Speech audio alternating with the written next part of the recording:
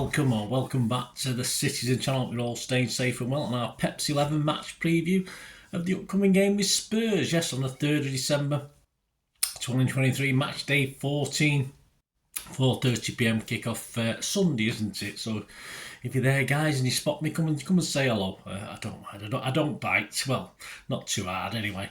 So please, let's have a look at this upcoming another big game. Of course, let's win one. Let's win a league game, shall we? A bit disappointing the last couple, of course. Although we have progressed in the Champions League. This game's on Sky Sports. Of course, we currently sit second. A little bit depressing. 29 points plus 20, and Spurs currently sit fifth. Yeah, they were top, weren't they? When was that? About 3-4 weeks ago, something like that. They're on 26 points, 3 points behind us with that plus 8 goal difference. So if they beat us 6-0, they might go above us, depending if they've scored more goals, which they probably have. Right, we'll have a quick look at how Spuds are doing, and we'll try to predict Pepsi 11 after that half a shambolic game against Leipzig and half an okay game. Please, if you are new to the channel, push that subscribe button, push the bell notifications, everything City, past and present. Great to have you on board. Spread the word, guys. Much appreciated. Let us know your comments on this game. Let us know your Pepsi 11, any thoughts whatsoever, and I'll of course answer them if I can, or just give you a simple thumbs up like I hope you give this vlog. So if you can do that for me. Right, Spurs. All right, bit of a slump at the moment for old Ange Postecoglou, who's made a great start to his tenure, but it seemed to have died down just a little bit. There have been reasons, so it's not a total disaster for him, but the last 6 results in all competitions.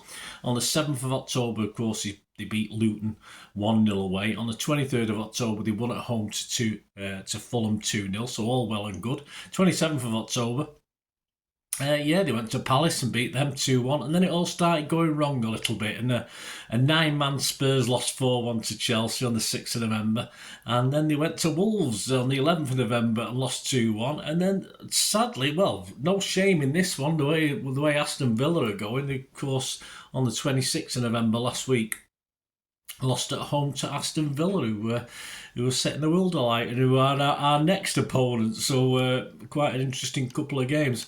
After us, the next 3 games include West Ham at home, probably hoping to win that one. Newcastle at home, might be tight, and Forest away. The top players and the most assists, goals, is of course Son, as you'd expect. This is all competitions, not just the Premier League. Although they're not in Europe, so it's not that.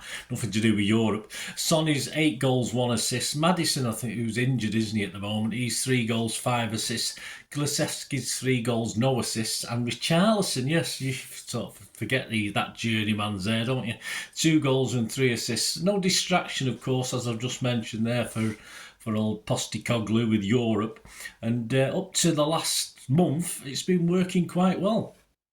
But it has been a growing list of injuries. That's been the problem, and it's sort of making old Ange having to alter his plans, etc. Although he does continue to try and play football, which is all well and good, but of course his generally thinning squad over the last 3 or 4 weeks is having an effect. He's had a couple of guys suspended as well as he juggles his pack. Surely Pet's Blues will be too strong for these North London.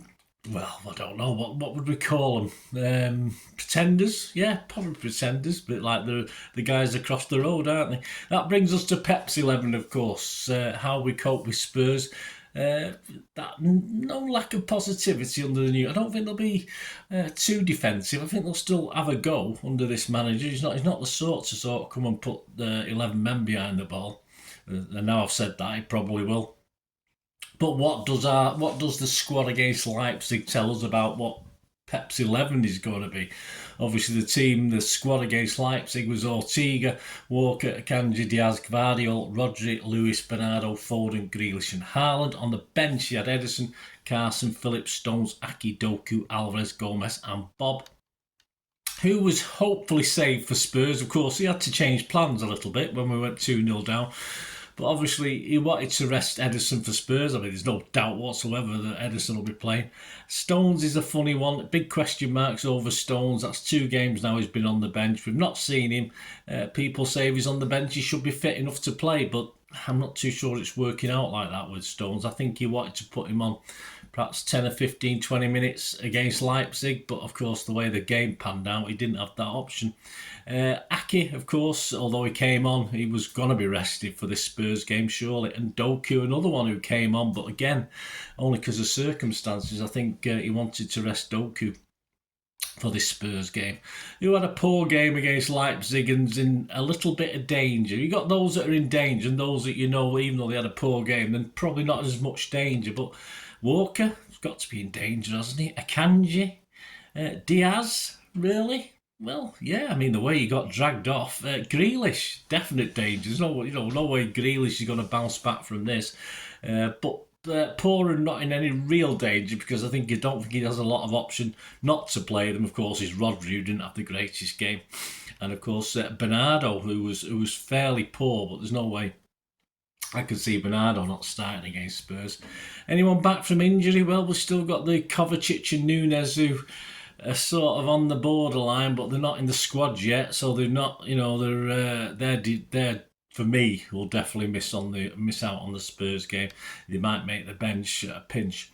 But of course, Stones is the big query, isn't he? Stones is the big query. Is he ready? Is he ready to start a game? There's still a big question mark, I think, about his fitness. And Pep's hinted at that, and I said in my little show I did about injuries about 3 or 4 weeks back that he's like fine china and he has to be treated delicately. And I think he's only going to come back and start a game when he's 100% right, which with John Stones, is he ever 100% right? I'm not too sure. So with those queries and unavailabilities, of course, Kevin's still looking at January sometime. He's enjoying himself, isn't he? He's all over the world at the moment. I wish I could get back training to get back to fitness like that, but hey, there you go. There's obviously reasons for it. So this is my 11. This is my starting 11 against Spurs. Ederson, Walker, Akanji, Diaz and Ake. Lewis, Rodri, Bernardo, Foden, Doku and Haaland. The big question mark is if Stones is available to start, then I think he'd probably come in that team for Lewis. I can't see him replacing anyone else. And yeah, Diaz, of course, he did have an awful performance. In theory, you could put Gvardiol at left back and put Ake into the middle alongside Akanji, because Akanji wasn't that much better, in fairness, but I don't know. It would mean Ake at centre back. I can't see this happening. I'd rather have Ake at left back and have faith in Diaz. He's just had in 2 or 3 off days, hasn't he, over the last 3 or 4 weeks, unfortunately. But form is fleeting, class is permanent, and all this sort of thing. So that leaves on the bench Ortega, Carson, Gomez, Alvarez. Yeah, Alvarez has been a bit unlucky again. Gvardiol, Phillips, Grealish, Bob and Stones, as I say, if Stones isn't available to play. So not a bad bench. You've got a couple of options there off the bench if things aren't going that well. Let me know your thoughts, guys. Let me know your Pepsi 11. It'd be great to hear from you. I'm hoping to get at least 9 with that one. 9 or 10 would be nice. Right, the verdict. Predictions. Andy Morrison, predictions, City versus Tottenham. He said on the game, I see this as being a statement win. Spurs have started really well on top of the table for a number of weeks, but they are up against a treble winners. Well, they're not top anymore, Andy, but he writes this a few weeks ago. But they're up against the treble winners. I think they'll want to send a message out in this game with the big win. Well, I can't disagree with you there, Andy, even though you wrote it a few weeks back.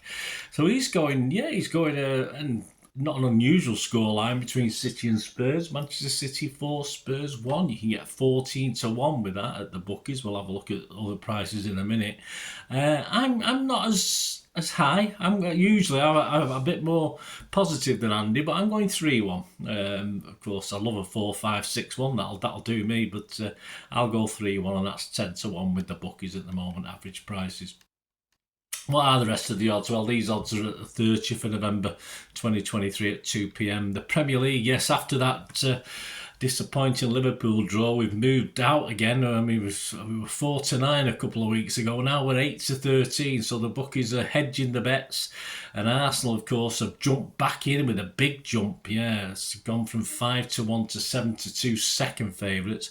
And Liverpool, another big jump. They've moved in 1.5 points as well. They've gone from 6 to 9-2. And poor old Spurs, who were a lot less about a month ago. They were 25-1 before we played Liverpool. They're now out to 50-1. I think you can get 50-1 on Aston Villa as well now. So yes, the bookies are deserting, or the punters are deserting Spurs, or the bookies want to tempt you in because they know Spurs haven't got a cat in hell's chance, one of the two. The match odds themselves, City are 3-10 on, a draw is 5-1, and for Spurs to win this game, it's 9-1. So if you're a Spurs fan and you're confident, why not? Why not? They have picked up odd victories at our place, haven't they? Most popular score lines are 2-0 at 15-2 and 3-0 and 2-1 for City. These are all for City. 3-0 and 2-1 for City at 17-2. Last season, of course, it was 4-2. You could get 28-1 if you fancied a repeat of that. Although we went 2-0 down at half time, didn't we? I don't particularly want that again after the Leipzig game. But the other thing that took my eye just before we finished with the odds was both teams to score. Yeah, you just can't see City keeping a clean sheet at the moment. It'd be nice, but it's just not happening. We're certainly capable of scoring, so you can get 4-6 on average. 4-6, all right, if you don't mind betting odds on. I think that's a doable price. So that took my eye as well on the odds, so there you go. That's it, guys. Thanks for watching. Please check out, let me know any bets you're having, guys. It'd be great to know what you're doing as well.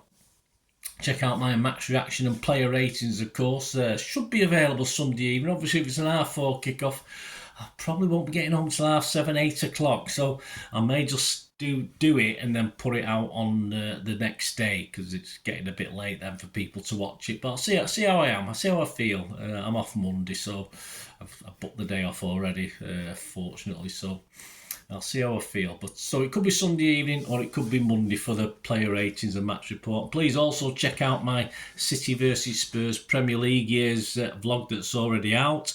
And as I'm recording this, I'm still to put out the It's a Fix, of course, tribute to King of the Kippax special. That'll be out on Saturday, so keep your eyes peeled for that one as well. So like 3 little specials for this Spurs game. Yeah, please have a look at them all and hope you enjoy and hope you find them informative and entertaining. Right, thanks for watching, guys. Let us know your comments. Until we meet again, last one thing, don't I? Please stay safe, Blues. Come on, City. Bye for now.